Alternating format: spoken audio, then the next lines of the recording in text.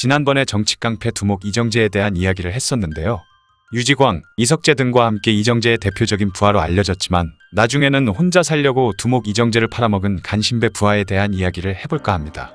그의 이야기를 들어보면 정말 양아치 끝판왕급 인간인데요. 독특한 점은 이 사람이 한국 영화계를 발전시킨 인물이기도 하죠. 오늘은 이승만 정권의 앞잡이이자 정치깡패 겸 영화 제작자 이마수에 대한 이야기입니다. 그는 1921년 1월 10일 여주시에서 태어났는데 태어난 지 얼마 안 가 아버지가 세상을 떠나고 말았죠. 이마수의 이름은 원래 권중각이었지만 어머니가 재혼을 하면서 새아버지 성인 임씨를 쓰기 시작했고 그때부터 이름도 화수로 바꿔 이름이 이마수가 되었다고 합니다.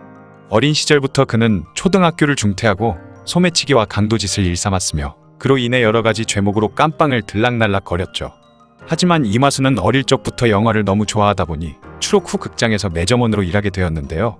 광복 이후 일본인이 경영하던 평화극장이 적산 자본으로 나오자 이마수가 정말 말도 안 되는 적은 금액으로 인수할 수 있었고 동시에 영화사까지 만들어 그는 영화계와 연예계를 주름잡는 인물이 되었습니다.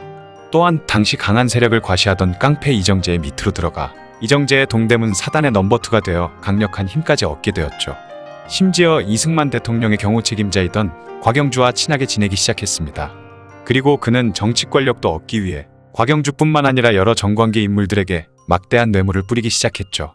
그러던 어느 날 곽영주의 주선으로 대통령이던 이승만을 만나게 되었는데 이승만을 만나자마자 갑자기 큰절을 하면서 돌아가신 아버님을 뵙는 것 같습니다. 각하, 아버님이라 불러도 되겠습니까? 라고 하며 펑펑 울었는데 이 모습을 보고 감동받은 이승만이 이마수를 아들이라 부르며 그를 다독여줬다는 이야기도 있습니다. 그의 마수가 대통령에게까지 뻗어 있다 보니 그는 훗날 문교부 장관이 되는 것이 소원이었는데 실제로 자유당 말기쯤에는 이마수가 문교부 장관이 될 것 같다는 이야기가 신문에까지 나올 정도였다고 하죠. 하마터면 초등학교를 중퇴한 정치깡패가 대한민국의 문화와 교육, 그 외의 여러 가지를 담당하는 장관까지 될 뻔했던 것입니다. 어쨌든 그렇게 정치 권력까지 손에 쥐게 된 그는 1955년에 한국연예 주식회사를 세운 뒤부터 당시 영화, 연예계를 장악하기에 이르렀는데요.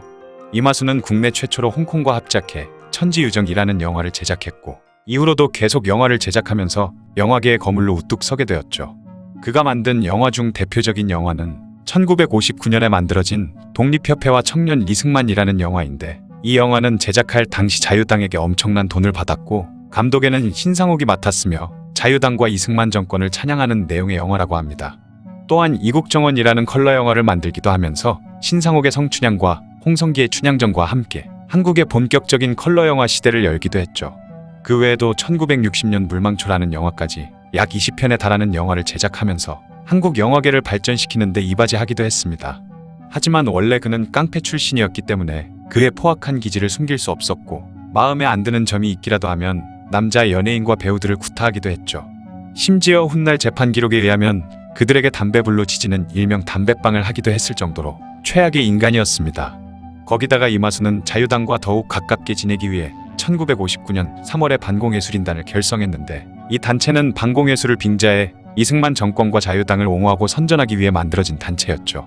이들은 자유당과 경찰의 옹호를 받아 온갖 행패를 부리고 다녔는데 이 단체의 단장이 이마수이다 보니 영화나 연예계에도 막대한 영향력을 끼쳤습니다. 이마수는 자신의 말에 복종하지 않는 사람들은 죄다 빨갱이로 치부해버렸기 때문에 수많은 사람들은 그의 말에 꼼짝하지 못했죠. 그러던 1958년 자유당 감찰부장 등을 맡고 있던 이정재가 이기붕과 국회의원 선거 선거구 문제로 갈등이 생기자 결국 자신이 맡고 있던 여러 직을 내려놓고 동대문 상인연합회 회장에서도 은퇴하게 되었는데 이때 이마수는 이정재의 후임 회장이 되면서 명실상부 동대문파의 1인자가 되었습니다. 이후 대한반공 청년단에 가입해 종로지역의 책임자가 되었으며 유지광 등 수많은 부하들에게 자유당 정권 반대를 외치는 야당 정치인들을 향한 정치 테러를 지시하는 등 온갖 악행을 저지르기도 했죠. 이 반공예술인단에서는 연예인들을 동원해 이승만과 이기붕을 대통령과 부통령에 당선되도록 선전하기도 했으며 4대 국회의원 선거 때 역시 연예인들을 자유당 선거 운동에 이용했는데 이때 불참했다는 이유로 당시 최고의 희극 배우인 김희갑에게 무지막지한 폭행을 가해 늑골이 부러지는 등 전치사주라는 큰 부상을 입히기까지 했습니다. 이때까지만 해도 그의 이름은 세간에 많이 알려지지 않았지만 이 김희갑 구타 사건으로 인해 기자들이 엄청난 기사를 쏟아내면서 그는 유명해지기 시작했죠. 그는 결국 구속되긴 했지만 권력의 비호 아래 고작 3만 원의 벌금을 선고받고 사건은 마무리되었습니다. 이후로도 그의 질주는 멈추지 않았는데요. 그는 더 강한 권력을 얻고 권력가들과 친분을 만들기 위해 대한민국 최초로 미모의 여배우들과 가수들 등 여자 연예인들에게 성상납을 강요하는 파렴치한 일을 벌이기도 했죠.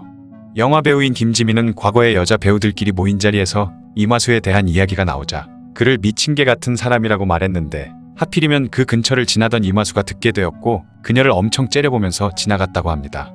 그러자 김지민은 이제 자신은 죽은 목숨이라며 벌벌 떨고 있었다고 하죠. 며칠 후 김지민은 이마수가 보낸 편지를 받게 되었는데, 거기에는 자신은 미친 개 같은 깡패는 맞지만 여자를 때리지는 않는다며 혹시 자신 때문에 여배우들이 무서웠다면 사과하겠다 라고 적혀 있었다고 합니다. 그러던 1960년 4월 18일 최고로 잘 나가던 그에게 최후의 그림자가 들이오는 사건이 발생하는데요.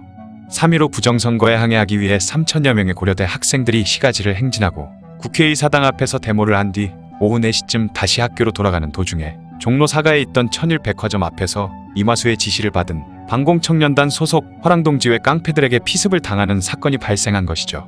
이 사건에 대한 소식은 다음 날인 4월 19일에 신문에 실려 전국 각지로 퍼졌고, 대학생들은 21일 날 예정돼 있던 시위를 19일로 앞당겼습니다. 그렇게 전국에서 동시다발적으로 시위가 일어났고, 이 사건이 바로 4.19 혁명이죠. 그렇게 이승만 정권과 자유당은 결국 파멸을 맞고 말았고, 이들의 권력 아래에서 하수인 노릇을 하던 이마수 역시 정치테러 혐의로 체포되어 재판에 회부되게 되었습니다. 이 혁명재판에서 이마수는 뻔뻔스러운 태도를 보이기 시작하는데요.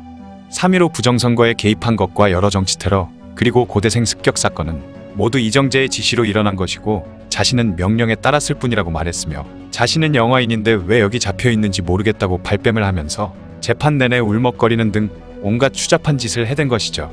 또한 이마수가 갑자기 폭로한 화랑동지회 사건으로 인해 이정재는 범죄단체의 조직 등 여러 혐의가 추가되었고 사형을 당하게 되는 결정적인 원인을 이마수가 제공한 셈이었습니다. 이런 식으로 이마수는 살아남기 위해 모든 책임을 이정재와 유지광 등에게 떠넘기며 어떻게 해서든 발을 빼기 위해 노력했던 것이죠. 그러자 이 일을 듣고 있던 유지광이 분노해 포승줄에 묶인 채로 이마수에게 달려들었고 주위에 있던 사람들의 만류로 겨우 진정되었다고 합니다. 그렇게 결국 이마수도 이정재와 마찬가지로 사형을 선고받았고, 사형 집행 당일에 사형장에 끌려오면서도 살려달라며 몸부림치다가 곽영주와 함께 1961년 12월 21일 교수형에 처해지게 되었죠. 한편 이마수의 변호를 맡았던 변호사는 그가 사형을 면하려면 여러 군데에 뇌물을 써야 한다고 이마수의 가족들에게 막대한 돈을 뜯어냈으며, 심지어 사형 집행 전날에도 돈을 뜯어갔고 이마수의 사형이 집행되자 그대로 자취를 감췄다고 하죠. 그는 많은 영화를 제작하면서 영화 사업을 발전시키기도 하고 나이 든 어머니를 지극정성으로 보살피던 효자이기도 했지만, 워낙 포악하고 온갖 추잡한 짓들을 다했던 인간이니만큼 인간 쓰레기, 개망나니 정도로 평가받고 있습니다. 1950년대에는 참혹한 전쟁에 온갖 더러운 비리에 나라마저 너무나도 혼란해 정말 살기 힘들었을 것 같네요. 이승만 정권의 앞잡이를 자처한 대한민국의 정치깡패 겸 영화 제작자 이마수에 대한 이야기였습니다.